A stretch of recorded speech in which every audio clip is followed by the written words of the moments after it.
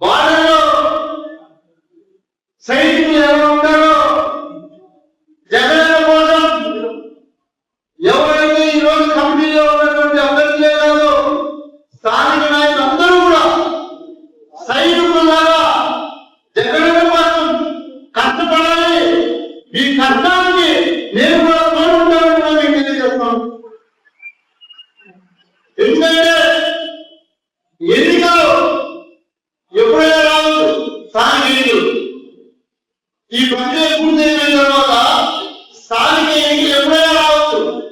మన అభ్యర్థులు గెలిపించుకోవాలి. మనం ఎమ్మెల్యే 3 సంవత్సరాలు ఉండదు, కానీ స్థానిక ఎన్నికల్లో కూడా మన పార్టీ బలాన్ని నిరూపించుకొని మన జెండాని ఎగరేసే బాధ్యత మీరందరూ కూడా తీసుకోవాలని మేము కోరుకుంటాము. ఎందుకంటే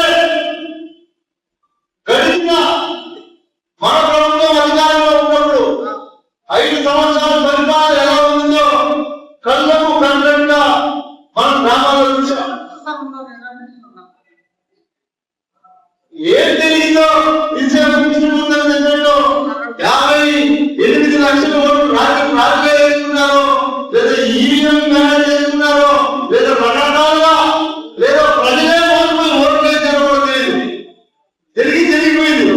కానీ ఈరోజు పరిస్థితి గ్రామాల్లో ఎలా ఉంది, ప్రజల పరిస్థితి ఎలా ఉంది, ఈ కూటమి పాలనలో వాళ్ళ పరిస్థితి ఎలా ఉంది మీకు అందరికీ కూడా బాగా తెలుసు.